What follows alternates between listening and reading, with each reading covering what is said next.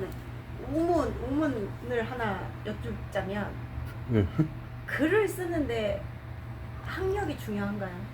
그러니까 글을 썼어 누가. 근데 이 사람이 학력이 되게 좋으면 그 사람이 글을 높이 평가하고 글을 이제 그러니까 소위 말하는 잘 모르는 그 학맥이 없는 정말 모르는 사람이 갑자기 글을 썼는데 그 사람이 막 추앙을 받아. 그러면 이제 그 같은 동문들의 세력끼리 저 글을 좀 인정을 안 한다든가 뭐 그런 게 있잖아요. 그 거기 글에 대한 의미가 뭔가 이제 물론 일반적인 논문인 설문이라든지 보고서 그런 글도 있지만 아까 얘기하신 거는 대표님이 얘기하신 건 그런 거 뭐 문학적인 글을 얘기하는 거죠. 네, 남들한테 읽히고 그것이 어느 정도 사업적인 의미도 있는 거 남한테 그런 의미 글이라고. 그거는 그러니까 그 어떤 대학에서의 그러니까 이제 중고등학교 대학은 어떤 이제 특정 분야가 아니라 이제 일반적인 그런 걸 다 가르치는 거니까 네. 이 아무것도 공부를 안 하는 사람보다는 확실히 공부를 하는 게 그 나이 한참 젊은 나이 때 그 글에 대한 그걸 익힌 사람들이 더 유리하겠는데 이제 그렇지 않고 정규 학력이 아니라 어릴 때부터 그야말로 그냥 일반 독서들 그걸 계속 해왔다면은 그건 당연히 더 오히려 더 강한 점이 될 수도 있죠. 그 정규 학력과는 상관없이. 실제로 실제로 그런 작가도 46살 동안 살면서 느낀 게 네. 어디를 가든 협회, 세력, 자기네 단체 이런 거 만드는 걸 우리나라 사람들은 너무 좋아하고 자기네들끼리 똘똘 뭉치고 외부 세력에 대한 거부감이 되게 좀 있는 것 같아요. 특히 배운 사람들이 더 그런 것 같아요. 의대도 아주 강력하게 지금 싸우고 있잖아요. 의대부터도 그렇고 뭔가 이렇게 검찰계 쪽도 지금 윤석열이 지금 나오고 있는 이야기부터도 다 자기네 세력들끼리 뭉쳐가지고 뭔가 다른 집단을 다른 사람들을 약간 깔보고 배제하고 뭐 이런 것들이 조금 있잖아요. 근데 우리나라가 그게 저는 점점 더 심해지고 있다고 생각을 하거든요. 그 집단화하는 거? 네. 그런 거는 제가 직장 같은 데 와서 이제 그러니까 집단화 그러니까 어떤 그거는 어떤 실력이라든지 그런 공정한 거 이외에 다른 인연으로 그 자기의 어떤 그 활동 범위를 일단 좀 제한시킨다는 의미도 있는데 그런 이제 특정 집단화 한다는 거. 문학계도 약간 그런 것 같아가지고 제가 잠깐 느끼기에. 그런데 이제 다른 어떤 분야에서는 충분히 이제 그것이 가능하지만 어떤 이제 전문성이라든지 그런 걸 위해서 문학 같은 건 기본적으로는 이제 어떤 협동적으로 일을 하는 것이 아니고 그리고 어떤 인맥과 이제 그 도자기를 만드는 것처럼 어떤 선배가 어떤 비법을 가르친다든가 그렇게 제자를 키워가지고 그런 게 음악이라든지 그런 다른 어떤 기능, 특정 기능이 아주 강화된 예술 같은 건 그런 것이 있는데 문학은 가장 이 언어 말로 얘기하는 건 가장 그러니까 전문성이 없는 거잖아요. 특수성이 없이 그냥 일반적인 거잖아요.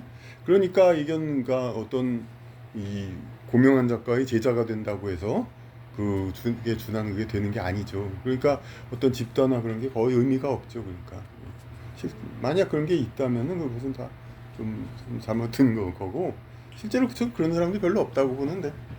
아니 저는 지금 제가 이제 마을 활동도 하고 여러 가지 하면서 느낀 게 뭐냐면, 그러니까 우리나라에 좀 똑똑한 학자라고 하잖아요. 좀 이렇게 먹물 많이 드신 분들. 그러니까 의학계 쪽은 의학계들끼리 자기네들끼리 똘똘 뭉쳐가지고 일반 사람들하고 교류하지 않고요. 예전에는 제가 10대는 10대만 놀고 40대는 40대들끼리만 놀고 70대는 70대들끼리만 노는 게 나는 엄청나게 큰 우리나라의 문제점이라고 생각을 했거든요. 세대가 서로 교류하지 않는 거. 그게 나는 문제점이라고 생각했는데 요즘 들어서 느끼는 문제점은요. 무식한 애들은 무식한 애들끼리만 놀고 유식한 애들은 유식한 애들끼리만 논다는 거예요. 그러니까 약간 옛날에 그 뭐라고 그러면 양망과 노비처럼 예전에는 그게 명문화된 서류상으로 그게 정해져 있었잖아요. 근데 그게 정해져 있지 않은 이 시기에도 노는 무리가 너무 이렇게 서로 달라서 서로 뭔가를 배우려고 하지 않고 그리고 더구나 제가 느끼는 게 아는 사람이 모르는 사람을 가르쳐야 되는 게 세상의 이치인데 아는 사람이 무식한 사람들하고 상종을 아예 안 하려고 하니까 그렇지. 무식한 사람들은 점점 많아지는데 유식한 사람 찾기가 하늘의 별 따기인 거예요. 그래서 점점 아까 말한 대로 그 뭐 저 아까 아쿠아의 양화 뭐 그런 게 양화를 구축한다. 양화가 그러니까 나쁜 쪽에 점점 대세 세력이 되는 것처럼 무식한 세력이 점점 대세가 돼버리니까 오히려 똑똑한 사람들이 더 그 구석으로 숨고 무식한 사람들이 막 자기가 옳다고 나대고 있는 걸 보면 정말 아 이게 그러니까 예전에는 10명이 모이면 한 6명이 똑똑해서 한 4명이 무식한 사람이 아 저 사람들 너무 똑똑하구나 대단하구나 내가 배워야겠다 이런 느낌이었다면 요즘 제가 느끼는 만남의 모임의 장소들에 가서 느낀 점은 한두 명이 똑똑하고 나머지 8명이 무식해. 그래서 한두 명이 그냥 입을 닫아버려. 그렇지. 아예 그냥 얘기해봐야 응. 뭐 그냥 그 네가 왜 뭔데 가르치려 드느냐 그렇죠. 꼰대질하냐 뭐 그런 식으로 하니까 그래서 오히려 똑똑한 한두 명이 그냥 뒤로 숨고 가만히 있죠.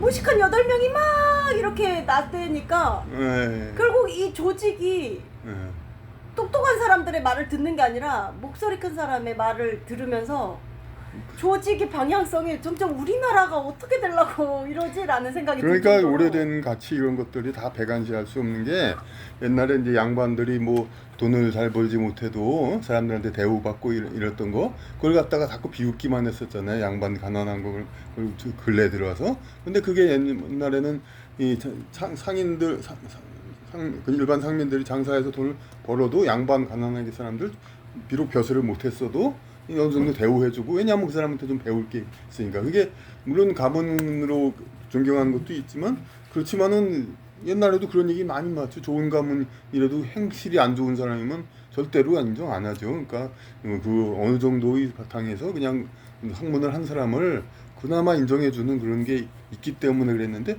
요새는 그런 게 없다 보니까 이제 그냥 누구나 그냥 나 스스로 자기 남한테 이제 배우기 싫어하고 그런 상황이니까 또 그 가르칠 수 있는 사람도 누가 욕 먹으면서 가르쳐야 돼. 그럴 필요가 없고 하니까 그렇죠. 그래서 가끔가다 이게 문화. 이거를 누가 그럼 이거를 해야 되냐 이 역할을. 그러니까 이게 우리나라 언어 너무나도 많이 얘기하지만 또 얘기하는 게 내가 이렇게 인터넷에서 한자를 조금 쓰고 그러면 시비 거는 사람들이 많아요. 자꾸 이렇게 뭐 하려고 그러냐 한글로만 써도 되는데 어쩌고 그러고 아 입력에 불편한데 그리고 한글 그 사람들이 말하는 한글의 우수성이란 게 맨날 입력할 때 편하다 이거죠. 한자 입력 이 소리 나는 대로 입력 못하니까 되게 불편하고 그렇다. 예? 맨 그러니까 그냥 물론 이제 실제로 그렇게 일본어나 중국어가 한국어보다 이렇게 필기가 늦은 것도 아닌데 입력이 불편한 것도 아닌데 어쨌든 그것만 맨날 얘기해요. 그러니까 그게 뭐냐면은 1대1로 얘기하는 거에만 항상 글로 써더라도 그것만 생각을 한단 말이에요. 한 사람이 글을 써가지고 100명이 읽고 1000명이 읽고 좋은 글을 써가지고 그렇게 하면은 한 사람이 입력할 때 좀 설사 조금 힘들면 어때요? 글에는 그 어떤 얼마나 내용을 포함하느냐가 중요하지 그 글의 입력이 편리한 게 무슨 중요한 거예요. 그러니까 근데 맨날 자랑하는 게 그거예요. 한글 자랑하는 게 입력이 편하다, 입력이 편하다. 그러니까 자기 말하기 편하다. 자기가 어떤 생각을 차분히 가다듬고 신중히 어떤 일을 말을 해야 되는데 그거를 그냥 요새 실제 말하는 것보다도 글 쓰는 게 되게 많잖아요. 글로 다 하는 그것도 결국은 옛날식으로 하면 말하는 거란 말이에요. 2번 생각하고 말하라. 2-3번 생각하고 인터넷에 글 올려야지. 요새도. 그런데 입력이 편한 것만 맨날 자랑한단 말이에요.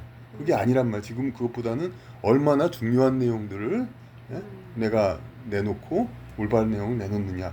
실제로 회의할 때 그것도 마찬가지죠. 그러니까 지금 그런 상태. 지금 아까 말씀하신 그런 막 떠드는 사람 그런 사람도 분명히 자기 생각을 별로 신중하게 안 하고도 원래 그런 면도 물론 있지만 원래 생각이 뭐 없는 것도 있지만 또 그냥 분위기 입술다 보면 또 다 그렇게 대충 그렇게 그래야만 된다 뭐 그래야만 여기서 뭐 너무 잘난 체 하지 말고 대충 맞춰주면 된다 뭐 그런 식으로 생각을 하죠 다들. 맞아요. 그래서 이런 상황에서 우리가 K-팝이니 K-컬처 뭐 계속 이렇게 한단 말이에요. 근데 K-팝을 하고 K-문학까지도 하고 막 그렇게 해서 이제 세계에서 번역하고 나가서 다른 나라 사람들이 우리나라를 즐긴다고 되게 자랑스럽고 좋아해요. 근데 사실 그런다고 해서 그게 뭐 자동차 반도체 판매한 거서 돈 번 것보다는 뭐 작단 말이에요. 개인으로서 많이 번 거겠지만은, 예? 그게 뭐 얼마나 벌었어요? 하지만 물론 근데 비교할 게 아니라고 물론 얘기할 거예요. 그러니까 우리가 만든 노래 뭐 그런 거 가지고 외국인들이 보는 거. 근데 결국은 그건 뭐 그 사람들을 우리 영향권에 든다는 건데 그게 얼마나 중요하게 뭐 요새 세상에 패권을 잡자는 건지 모르지만은 그 결국은 가르치겠다는 거거든요. 그거는. 예? 그러니까 이 세계인들을. 근데 지금 우리나라 사람들한테 필요한 거는 좀 더 제대로 배우는 거예요. 그러니까 특히 또 그러니까 뭐 어떤 우리보다 후진국도 아니고 미국, 유럽 같은데 이제 선진국에서 우리의 뭐 노래와 책이 다 전파 수출된다. 그리고 자랑할 게 아니라 아직도 부족한 걸 배워야 되는데 지금 보면은 그 사람들이 하고 있는 책이라든지 뭐 여러 가지 의미들 그런 걸 제대로 우리말로 옮겨오지도 못하거든요. 그 사람들의 일반적인 수준 그런 거에 못 따라가요. 그러니까 그런 상황에서 더 배워야 할 게 더 많은데 이게 좀 가르치려고 만들고 있으니까 문제예요. 네.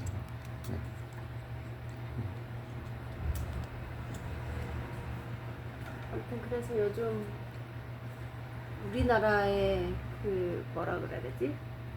제가 느끼는 감정은 좀 그러니까 서로가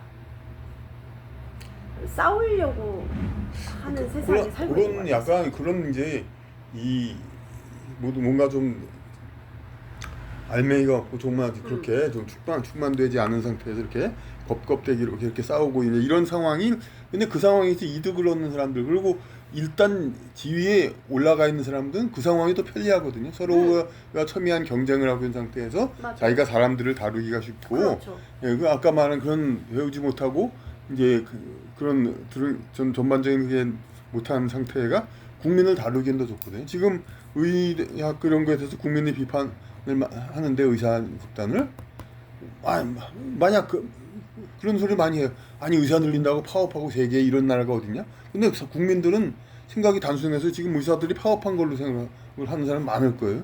파업 안 했어요 하나도. 아까도 저 갔다 왔는데 예?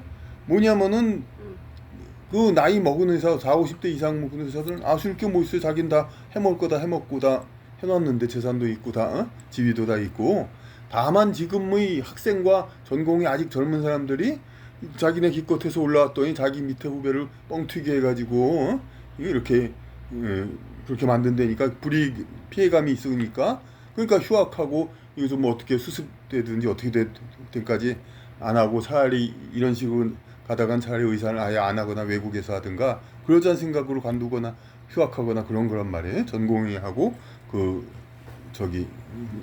학생들이 그게 근데 아니라 뻥튀기 하려고 그런다던데 지방대 1학년, 2학년들이 이제 서울 쪽에 학생들이 많이 꼬집을 하니까 서울은 늘리지 않았는데 지방을 늘린 건데 근데 그것도 정 늘리려면은 완전히 그러니까 지방 근무 의무가 있는 공공의대를 그냥 새로 만들든가 그런 식으로 해야지 기존 그 교육 여건들 의대 교수들은 학생들 늘어나면 더 이익 받는 사람인데 그런데도 반대할 정도면은 그건 감안을 해야죠.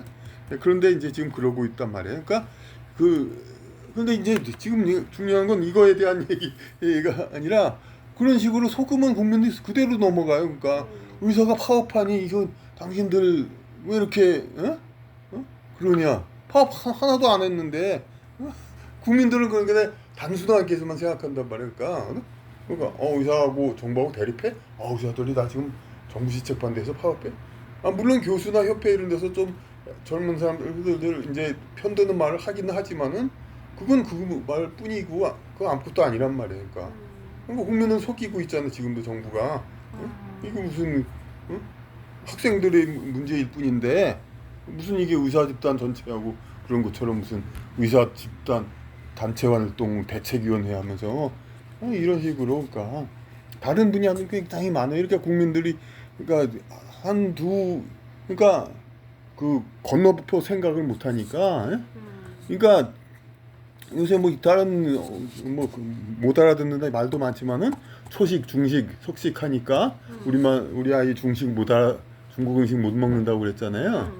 근데 중식이란 건 똑같은 가운데 중자라서 이제 그 중국 요리랑 한자를 쓴다 하더라도 그거 자체로 구분은 안 되는 거예요.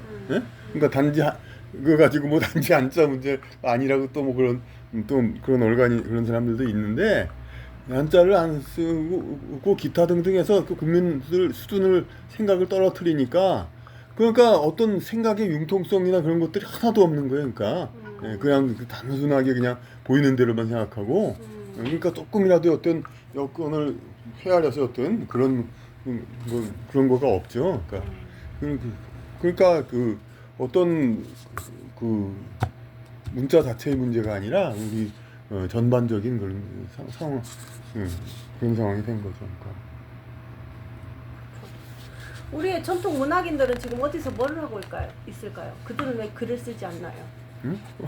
그래서 쓰긴 쓰는데 안 보죠 사람들이. 그러니까 아까도 제가 그러니까 입력에만 강조한다 그런 건데 이번 일이 생김으로써 앞으로 달라질지 모르지만 여태까지 그러니까 열흘 전까지 주로 했던 말이 뭐냐면 읽는 사람도 없는데 책을 내려는 사람들은 많다고. 그러니까 자기 이름을 내려고 뭔가 좀 인쇄물 내려고 하는 사람들 억지 돈 써가지고 그러니까 그냥 한글로 자기 내용 없이도 자기 글 쓰기에는 쓰는 글 자체 쓰기는 편하니까 그러니까 이 사람 저 사람이 다 글을 쓰고 예. 근데 읽는 사람은 읽어본들 내용도 없으니까 안 읽죠. 그러니까 그런 상황이죠. 그러니까 지금도 많이 쓰죠. 많이 쓰는데 안 보니까 그렇지. 근데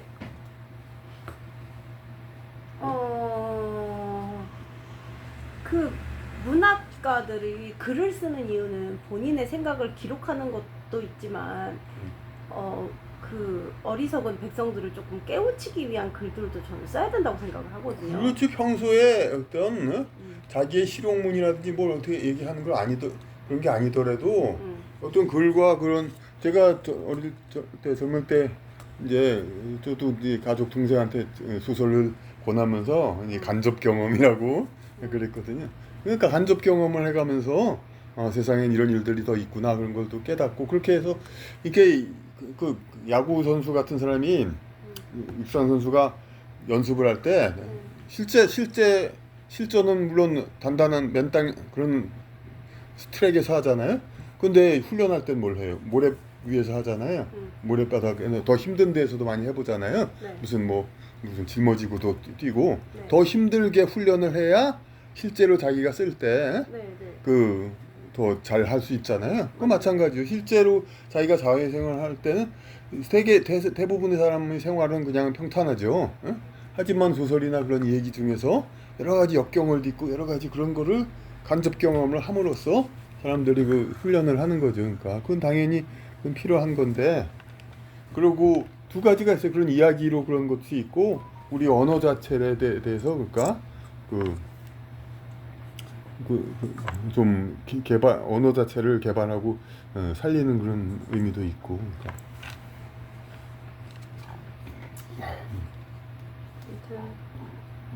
아무튼 요즘 젊은 사람들의 눈높이에 맞는 그러니까 예전에 책을 읽는 세상이었다면 지금 이제 영상으로 접하는. 그런데 맨날 그 젊은 그렇지도 않은데 변하죠. 그건 바로 90년대도 그랬어요. 제가 처음 책을 냈을 때도 요새 애들 영상만 좋아한다. 책을 많이 안 본다. 그러니까 이거는 그러니까 그런 거 사회 운동하는 사람들 특히 이 요즘 젊은 사람 프레임에 진짜 넘어가지 말아야 돼요. 그러니까 그거는 오히려 우리 세대보다 먼저부터 그랬어요. 우리 그 60년대 70년대 외국에서는 히피족이라고 해가지고 젊은이의 반항 그런 거 그거 엄청나게 그냥 던져냈고 우리나라에서 70년대 이름들 아시면 양희은, 김세환, 송창식 이런 사람들 70년대 청바지, 통기타, 생맥주를 즐기는 그런 젊은 층의 어떤 반항 문화 그래가지고 많이 홍보를 했거든요. 그러니까 이게 젊은이 스스로가 하늘에서 떨어져서 이제 무슨 세상을 혁명시키는 게 아니라 그 시대의 늙은이 노인네들 중에 권력자들이 네. 자기들을 세력을 강화시키기 위해서 네. 젊은 애들을 세뇌시킨 거란 말이에요. 예, 그걸 따른 걸 갖다가 그걸 따른 거죠. 그러니까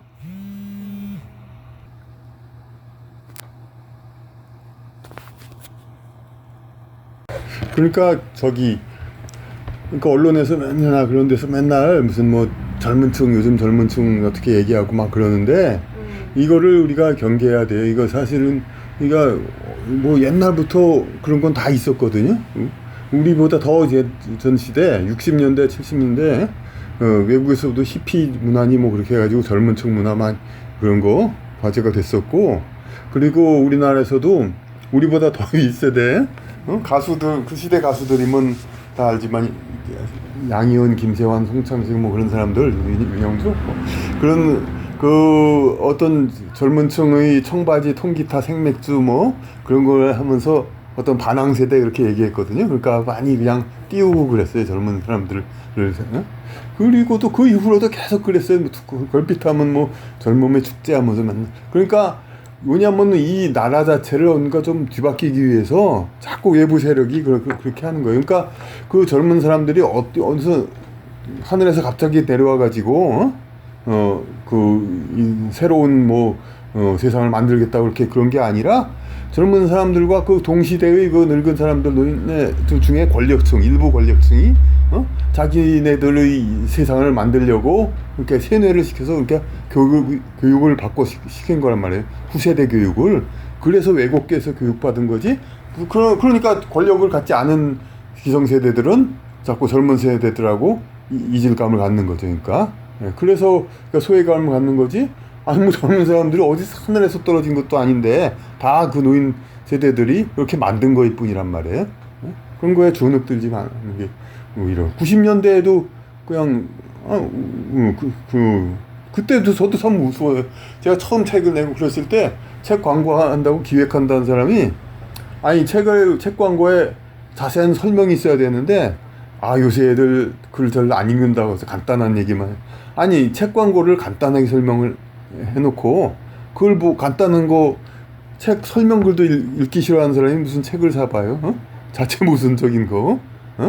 그러니까 그런 식으로 그냥 그런 세뇌가 된 거예요. 완전히 그냥 사람들이 그냥 요새 애들은 다 그림만 좋아한다. 그럼 90년대에도 그랬어요. 그런데 뭐 하물며 지금도 맨날 하는 레파토리. 그런 젊은 사람들 중에서 시대가 지나가면은 정신을 차리죠. 내가 세뇌 받았구나 하고 생각하고 그게 아니구나 세상 가치는. 물론 이게 단적으로 표현되는 게 이제 한글 그런 거죠. 제가 학교 1학년 때도 그랬어요. 그러니까 두 교수가 생각나는데 한 분은 교수님, 그러니까 전광용 선생님이라고 계셨는데 국어 하면서 그런 이제 신문 사설들 보면서 한자들 과제를 해오라고 했는데 저는 그때 돈도 없고 귀찮아서 과제 안 했거든요. 그래서 저를 아주 많이 야단치시고 아주 그냥 툭 치기까지 하셨는데 그때는 저도 몰랐죠. 이제 앞으로 뭐 한자가 뭐 이렇게 필요해. 그냥 영어 외국 교육이나 하면 되지. 교재 영어로 하는 거 멋있어 보이니까. 그런데 교재 영어로 해서 결국은 오히려 제대로 학습 능력도 떨어지고 안 좋았거든요. 지금 와서는 그분이 진짜 스승이라는 걸 깨달았죠. 근데 그때 정병욱 교수라는 사람이 있었는데 그 사람은 그런 얘기를 했어요. 78년도에 똑같았나? 뭐 요새 신문에 보면은 젊은 사람들이 이제 기사를 올리면은 위에서 한자가 없다고 도로 내보낸다, 빠꾸 시킨다 이거예요. 근데 그런 위에 사람들이 물러가고 나면은 요새 애들은 한자 없이도 다 알게 된다. 그런 얘기를 해요. 그러니까 앞으로 그 옛날 사람들 중에서도 그런 사람들이 많이 있단 말이에요. 그러니까 그런 사람들이 진짜 오늘날 이렇게 상황을 만든 거죠. 그때는 그냥 그렇게 나쁜 사람이라서 그런 게 아니라 어쨌든 간에 그때는 나름대로 하나의 학설로 생각했지만은 그게 다 외국의 미국이라든지 그 외세에 영향을 받은 거죠. 그러니까 미국에서 이렇게 앞으로 너희들은 우리 문화권으로 들어가 오라. 한자를 없애라 그런 얘기 했기 때문에 그런 거죠. 하여튼 그런 식으로 젊은 세대는 전부 뭐 다르다 이런 거에 대해서 괜히 주눅 들고 뭐 하고 그럴 필요가 없어요. 양식 있는 사람들은 진짜. 그건 그게 맞춰야 된다. 근데 요새는 또 젊은 세대에 맞춰야 된다는 것도 좀 무서워졌죠. 오히려 더 수요가 더 죽어가지고 진짜 70년대, 80년대가 오히려 진짜 젊은 세대에 대한 그게 대단했죠. 그러니까 그 우리가 그 더 수요도 많고 그러니까 사실 부끄러운 기억도 있어요. 그러니까 80년대에 나는 이제 그 김대중, 김영삼 그때 선거가 됐다가 젊은 층은 전부 김대중, 김영삼 중에 한 사람 되기를 원했죠. 근데 노태우가 됐단 말이에요. 근데 그런 다음 날에 집에 나가니까 시내에 가니까 사람들 싸늘해 전부. 그런데 그 어르신들이 차를 타는데 그 차를 타는 걸 막 웃으면서 차를 타. 그러면서 누가 양보를 해줘. 그래서 내가 그런 얘기했어. 아 지금 이 판국에 왜 웃는 사람한테 무슨 양보를 하냐고. 그러니까 어른들이 미웠던 거죠. 그러니까 지금 그때 이제 젊은 층이 그런 걸 따르지 않는 그런 식으로 세뇌를 많이 시켰었는데 지금은 이제 앞으로 그걸 겪은 사람들은 더 이상 이런 거 자꾸 세뇌했다가 각성하고 근데 세뇌되었다가 각성하는 게 전부 그런 게 아니란 말이에요. 그러니까 극히 일부 10%나 되나? 대부분 사람은 그대로 늙어. 세뇌된 대로. 그러니까 그냥 지금 젊은 사람만 지금 글을 못 읽고 그런 게 아니에요. 지금 중년 노년들도 평생 글을 안 읽고 사니까 그냥 우리나라는 전부 노인네들이 경멸을 하잖아요. 전부 그냥 틀딱 뭐 이렇게 하면서 나이 먹으면 오히려 경멸하고. 근데 중국이나 그런 데는 어떤 사회 생활 자체가 생활 자체 하면서 배워요. 왜냐면 자기가 일부러 공부를 하려는 사람이 아니라 하더라도 모든 게 한자로 써 있고 거기 안에 다 철학과 내용이 들어 있으니까 자기가 안 하려고 해도 나이 먹고 그러다 생활 하다 보면 저절로 어느 정도 지식이 쌓이고 점잖아지고 이제 어떤 그 연륜이 있단 말이에요. 근데 우리나라는 노인 대표는 뭐 우리 사회생활 돌아다니면서 배우는 게 뭐가 있어요? 하나도 없지. 그러니까 점점 뇌세포나 퇴화될까? 그러니까 덩달아 또 젊은 층은 자꾸 경멸하기만 하고 노인네들 그런 식으로 그러니까. 그걸 어떻게 해결하면 좋겠어요? 응? 그럼 어떻게? 그러니까 그 아까 얘기했잖아요. 젊은 층 없애야 되고, 당당하게 가르칠 사람은 가르쳐야 되고, 무식을 부끄러워하는 세상이 돼야지. 무식을 우리 어릴 때만 해도 사실 저희 형제들도 그랬고, 그러니까 가난하니까 사실 물론 아주 공부를 하려는 사람 뭐 이명박 대통령이나 이재명 대통령 같은 사람은 뭐 힘들어도 다 공부를 했지만 그래도 웬만한 사람은 아주 어려우면 공부하기 힘들잖아요. 맞아요. 그러니까 어려운 사람들이 많으니까 무식하다 얘기가 요새는 뭐 장애인을 뭐 그러는 것처럼 아주 민감한 거였어요. 사실 우리 어릴 땐 무식하다 욕하는 게 아주 못된 욕입니다. 근데 지금은 사실 무식한 거 누구 탓하는 거예요? 뭐 자기 탓이지 누가 세상에 무식한 거 무식한 거에 대해서 단단히 야단을 쳐야 돼요, 사람들. 누구 탓에 무식한 거예요? 지 탓이지. 예? 그러니까 그걸 자랑하고 가 그런 거 부끄러워해야 될 거 아니에요? 그렇죠. 그렇긴 한데 어른들이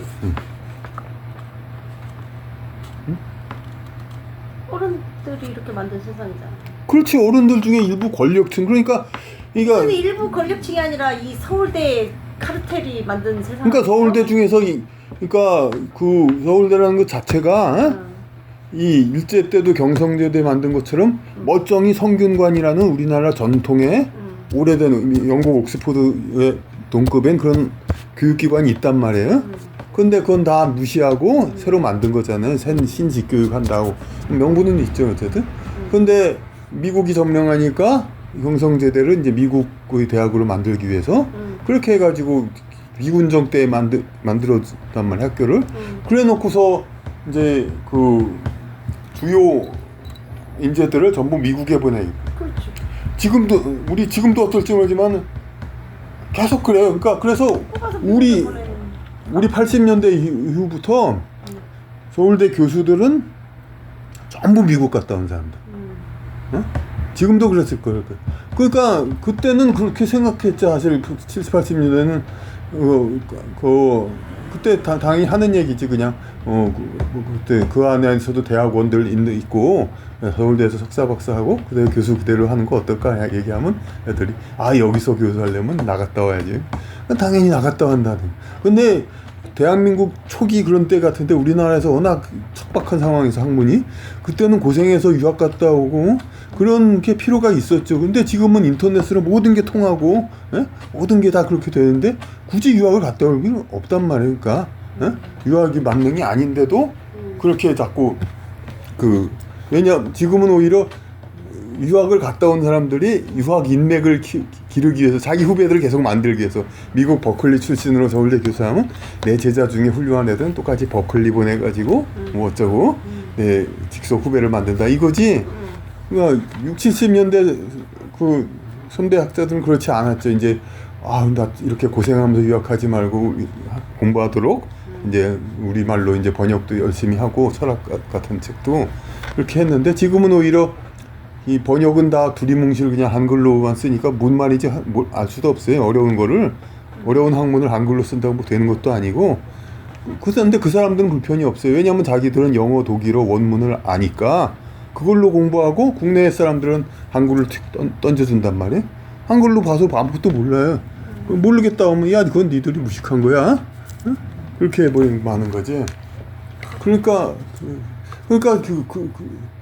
지금 이거 약간 어떨지 모르지만 지금 의료기관이 사실 뭐가 그렇게 큰 문제가 있어요? 약간 무슨 줄 쓴다? 아니 그래 치료받는 거 그 병원을 그래 꼭 모든 재벌처럼 모든 국민이 대접받으면서 그걸 어떻게 바라냔 말이야. 그 재벌 공산주의 할 게 아니면은 그런데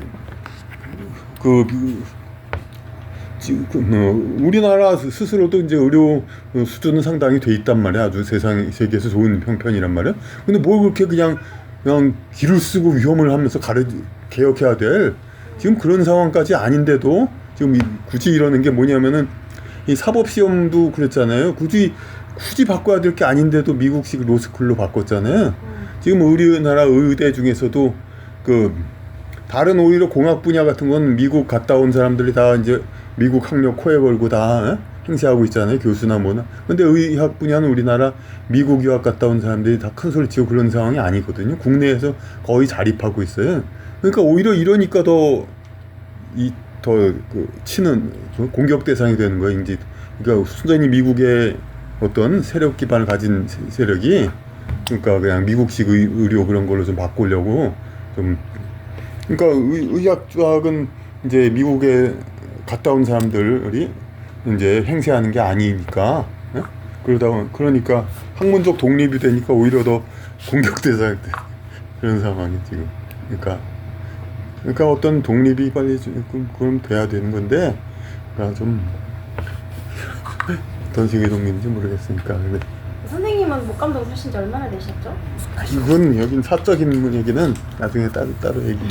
네. 왜냐면 우리 동네 재개발이 다 된다고 하는데 우리 선생님은 문학에만 관심 있지 막상 삶의 현장에는 별로 관심이 없으신 거예요? 아니 선생님 있죠. 저희 집하고 저희 별장 아파트하고 뭐 두 집 합쳐봐야 물론 일반 집 값도 안 되지만 중산층 집에 까마득히 못 미치지만 그렇지만은 둘 중에 하나라도 재개발돼야 되겠다 그렇게 집에서 바라고 있죠. 그래요? 저 지금 재개발 사무실 혹시 가보셨어요? 네, 좀 가봤고 그 뒤로는 별로 안 하고. 가서 뭐 이야기 들어보신 거 있으세요? 특별한 거 없어요. 특별한 거 없다고? 더 어떤 시대 이슈에 대해서 더 중요한 거 없죠? 시대 이슈보다 지금 요즘 저는 우리 목감독 이슈가 더 알았어요. 그거는 다음에 합시다. 네. 그럼 자르면 되지. 그러니까 뭐 회의 같은 데서 그런 걸 느낀다고 그랬잖아요. 그러니까 저기 더 사람들을 이제 맞추기 위해서 자기를 더 이제 낮춰야 되고 이렇게 그러니까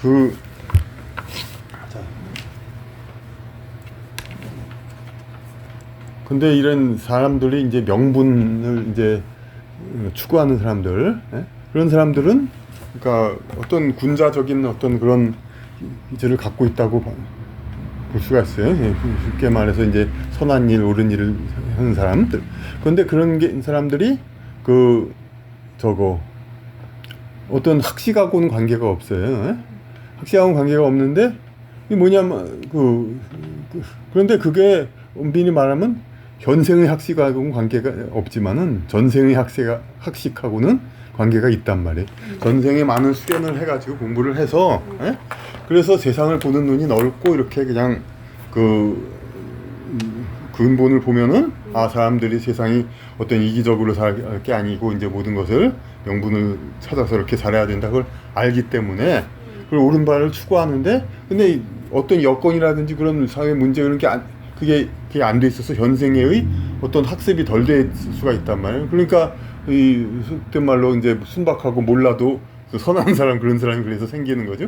근데 그런 사람이 올바로 살아가는 거는 현생에서 다시 공부하는 거예요. 그러니까 다시 공부해서 복습을 해야 되는 거예요. 그러니까 그래 그 전생에 그걸 갖다가 다시 복습해서 지금에서 다시 살려가지고 그거를 자기의가 왜 이렇게 세상의 어긋나고 올바르지 못한 거를 자기가 어떻게 해서 그걸 헤쳐나가고 이것을 다스려야 되고 이런 거에 대해서 그걸 학문적인 방법으로 다시 그것을 깨닫고 그렇게 해야 되는 거예요.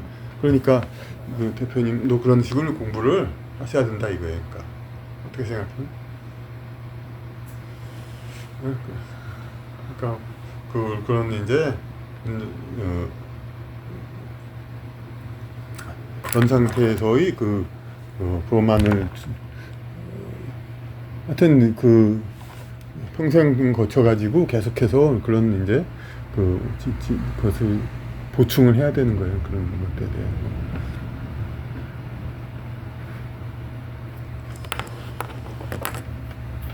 우리나라의 건국이념이 네.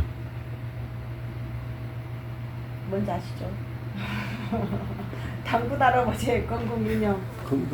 아니 지금 우리나라는 이 건국 당시 그거하고 지금하고 굉장히 많이 변질됐어요. 건국 당시에 비주류했던 그 세력들이 상당히 차지했기 때문에 이 건국 당시 대한민국하고 아주 많이 다른 나라가 돼버린 거죠. 어떻게 해야 되나? 다시 회복해야 되는데 그러니까 그래서 지금 뭐 외세의 영향을 받고 나서 이제 그렇게 자꾸 그렇게 되고 있으니까 어쩔 수 없고 건국 당시처럼 우리 국민 대부분이 건국 당시에 책과 자료들 신문들 못 읽잖아요. 그게 나라 망한 거 아니고 뭐예요, 그러니까 나라의 언어가 자체가 바뀌고 그랬는데. 근데 그 건국이라는 개념이 또 작을 수도 있잖아요. 하나님이 지구를 만들 때는 또 그 개념이 아닐 수도 있잖아요. 지금 아니 오히려 건국이란 말에 또 저도 이제 우파 무슨 그런데 좀 가본 입장에서 그 사람 주위 우파라는 사람들이 8.15를 건국이다, 대한민국이 최고다, 그 이상 그 이전 역사도 다 허접이 필요 없다, 막 그런 식으로 하는 부류들이 있거든요. 그런데 그건 진정한 우파가 아니죠. 보수라면은 자신들의 전통과 역사 이걸 다 중시해야 되죠. 일부 우파 또 기독교 그런 사람들이 뭐 이스라엘을 본받자 그런 소리 하는데 아니 이스라엘은 나라를 잃고 2000년 동안 나라 잃었잖아요. 그렇다고 조상 폄하해요? 나라도 잃어버린 바보들 하면서 조상들.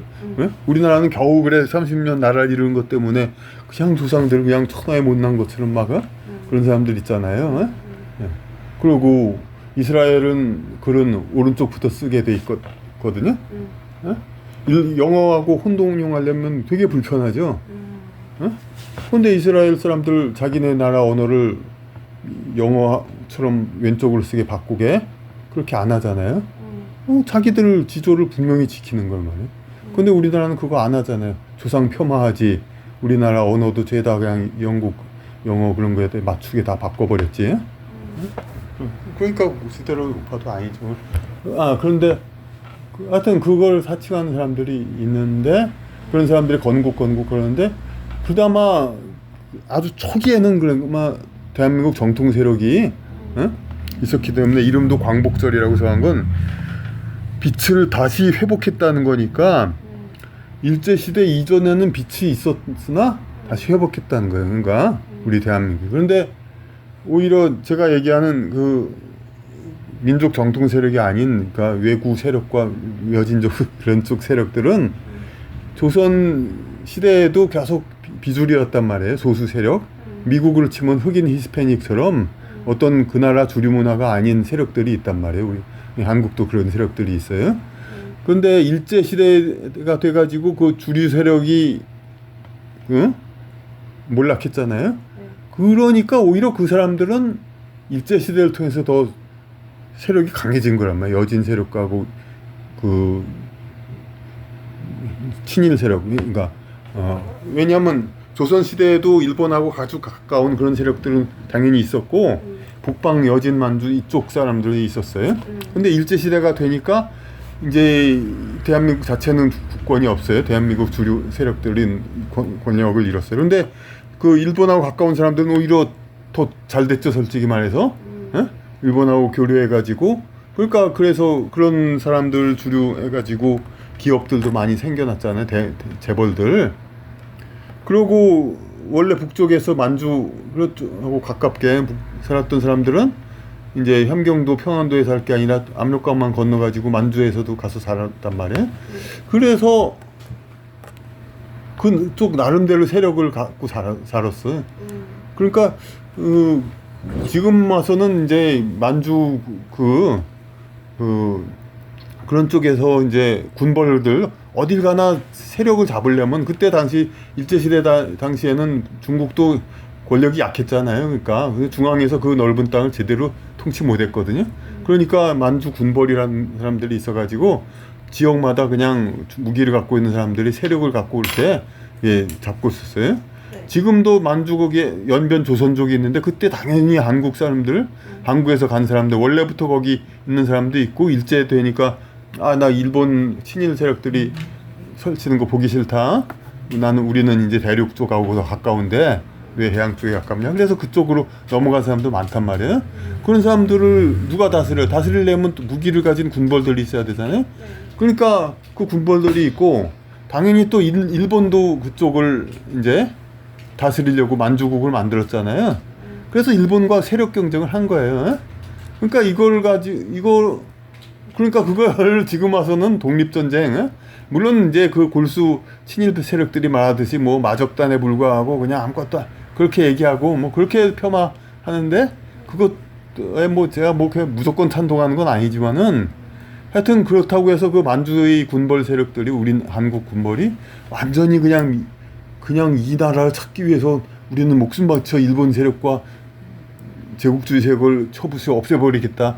그런 정도의 그 정도 세력도 못 되고 그런 거란 말이에요. 만주의 자기네의 세력권에서 어쨌든 그 일본군과 싸워가지고 이렇게 그 세력을 점유하는 거란 말이에요. 근데 지금 와서는 결과론으로 어쨌든 이제 당시에 대한민국에 한국 땅에 없었고 외국에서 일본군과 싸운 적도 있으니까 그거 가지고 그냥 엄청난 독립운동 그냥 막 얘기하는데 뭐 그냥 지나고 났으니까 다 그냥 고생했다고 그렇게 평가해 주는 건 좋은데 그걸 너무 또 그렇게 그러는 것도 지금 좀 그렇긴 하죠. 그러니까 지금 와서 그런데 이 만주 군벌 세력과 그 친일 세력들이 서로 의기투합한 게 있어요. 왜냐하면 그 사람들은 우리 전통 역사를 볼 때 중화 이제 양반들은 전부 이 성씨 족보를 봐도 이 중국 땅하고 본토하고 많이 연관이 돼 있잖아요. 근데 그 사람들은 우랄 알타이족이라고 해서 이제 그러니까 오히려 우리가 순우리말이라는 얘기들 많이 있었잖아요. 그 순우리말이라는 게 별게 아니라 우리 한자어라는 건 중국하고 공통이 되잖아요. 같이. 근데 순우리말이라는 건 일본하고 공통된 거예요. 그러니까 그게 아니 독도가 그러네. 독도 일본어로 뭐예요? 알잖아요. 몰래? 다케시마잖아요. 일본어로 다케시마. 네. 다케가 죽도. 한자로 쓰면 죽도란 말이에요. 대나무 죽도와 대 비슷하잖아요. 다케 그냥 대. 시마 섬 시마. 대나무 섬. 일본에서는 순우리말로 부르잖아요. 그러니까 독도를. 예? 예, 그러니까 단지 대륙에서 벗어나서 일본으로 가자는 거예요. 그러니까 순우리말이라는 건 만주몽. 순우리말이 그렇게 풀어서 쓰는 거예요? 그러니까 아니 순우리말이 좋다고 했지만 억지 순우리말을 하면 우리가 또 발음하기 더 힘들잖아 오히려. 어쨌든 뭐 대나무꼴 밤나무꼴 이게 우리가 또 발음 쉬운 것도 아니에요. 뭐 마른내길 참빈내길 뭐 그냥 목감동 조남동 이게 더 변하지 발음하기. 아니, 그러니까 그런 아무 의미도 없어. 단지 그쪽 세력이 붙겠다는 거지. 근데 그게 공통돼요. 만주 세력하고 일본 세력하고는. 근데 일본 세력은 근데 일제 시대가 되면서 기존 정통 세력이 몰락했으니까 이 만주 세력과 북방 세력과 친일 세력이 서로 패권을 상대적으로 권력을 얻었는데 친일 세력은 재미 봤단 말이에요. 그야말로. 근데 만주 세력은 별 큰 재미를 못 봤어요. 그러니까 그들 입장에서는 오히려 만주로 더 쫓겨난 거죠. 한반도에서 넘어가서. 그러니까 근데 이런 면에서는 의기투합한 거죠. 한자를 없애고 모든 것을 다 순우리말 강조하고 뭐 소위 한글로 뭐 전용하고 한글 전용 이런 것도 지금 한글도 사실 일본 학자 우에타 가즈토미라는 사람이 창안한 거거든요. 일본 가나하고 같은 거를 한자를 쓰지 말고 가로쓰기로만 통일하자 외국 서양 언어처럼 그렇게 일본 학자가 주장한 거고 한국에서는 처음에 독립운동가도 세종대왕도 고종황 때도 그런 식으로 글을 안 썼어요. 전부 세로로 한문 섞어서 한문하고 같이 썼지. 예. 그런데 어쨌든 그러니까 만주 세력도 일본의 영향을 받아서 이렇게 언어도 바꾸고 다 그랬는데 단지 일제시대 때 재미 못 본 것이 한이 되니까 지금 와서 계속해서 일제시대를 그냥 계속 반일 그걸로 계속 그러잖아요. 일제시대 큰 그냥 죄악의 시대로 그냥 물론 칭찬할 건 아닌 시대지만은 그걸 가지고 그냥 천하제일의 최악인 것처럼 막 자꾸 그러잖아요. 그리고 독립기념관 때부터 그때 그런 게 있었어요. 그러니까 독립기념관 때도 어떻게 우리가 무슨 신생 독립나라처럼 무슨 독립이냐. 독립이란 건 사실 생각해봐요. 부모로부터 독립한다, 사장으로부터 독립한다. 밑에 있던 사람이 독립하는 거잖아요. 네. 커가지고. 우리가 일본한테서 자라나서 독립한 세력 아니잖아요. 네. 근데 사실이 서구가 아니라 북방 세력이나 친일 세력은 일제시대를 통해서 더 키워진 세력이죠. 그래서 그들대로 독립기념관은 모든 걸 다 한글로만 쓰면서 그런 기념관을 만든 거예요. 그들 세력에 그걸로다가 지금도 그러니까 기념관장 뭐가 때문에 말이 많은 것도 결국 그 세력의 싸움이에요. 그러니까 근데 이걸 제대로 방향 잡는 거는 그러니까 해방 후 대한민국 초기까지는 그래도 정통 세력이 다시 자리 잡았단 말이에요. 그러니까 이승만, 김구 두 지도자는 비록 같이 설사 이제 무슨 정적으로 그랬다 하더라도 같은 민족 진영의 같은 정통 세력이거든요. 근데 마치 다른 세력인 것처럼 서로 폄하하고 이제 그중 한 지도자만 띄우고 한 지도자는 깎아내리고 그런 세력도 있잖아요. 이거에 우리가 넘어가면 안 돼요. 그러니까 두 분, 이승만 둘 다 똑같은 민족 지도자고, 그건 옛날에 그분들 따랐던 이철승이라는 분을 제가 옛날에 알았거든요. 정치인. 그분도 다 증언하는 거예요. 그러니까 다 같이 협력했던 관계다. 물론 나중에 또 경쟁을 해서 어떤 불미스러운 일도 있었겠지만 그건 우리나라 지금도 봐도 같은 당에서도 싸우잖아요. 그런 거지. 근데 중요한 거는 이승만, 김구 다 상해 임시정부 거기서 그쪽 세력이란 말이에요. 그런데 아까 말한 이제 만주 군벌 세력하고 친일 세력 이런 쪽은 비주류란 말이에요. 해방 이전부터 우리 국가에서. 그런데 조선 일제 시대 때도 만주 군벌하고 친일 세력은 입장은 다르지만 어쨌든 한민족 주류 세력은 아니란 말이에요. 이 사람들이 이제 지금 와서 다시 이제 혼동을 시키는 거죠. 친일 세력은 자기들 지도자는 따로 있는데 친일 지도자라는 욕먹는 사람들 있잖아요. 그런데 마치 해방 건국 그것만 한다고 해서 물론 이승만 전국 대통령을 너무 폄하하는 게 많아서 기르는 건 좋은데 상대적으로 일부 세력이 자꾸 백범 김구 그냥 뭐 테러리스트고 뭐 어쩌고 저쩌고 격화시킨단 말이에요. 물론 사람들 노선에 따라서는 비판할 수도 있죠. 그러니까 젊은 사람들 꼬셔가지고 폭탄 던지게 하고 죽게 만들고. 예, 하지만 어쨌든 그 레지스탕스 그 싸움 그때는 당연히 있을 수밖에 없는 거고. 그러니까 어떤 지식인적인 싸움이 아닌 경우는 그런 싸움이 있을 수밖에 없는 거고. 그땐 그랬던 거고. 어쨌든 잘잘못을 떠나서 민족 진영이란 말이에요. 그러니까. 그런데 그 무조건 김구를 이제 이렇게 폄하시키는 그런 세력, 그건 배후엔 다 친일 세력이 있는 거예요. 그건 진정한 어떤 독립운동 세력, 우파 세력도 아니란 말이에요.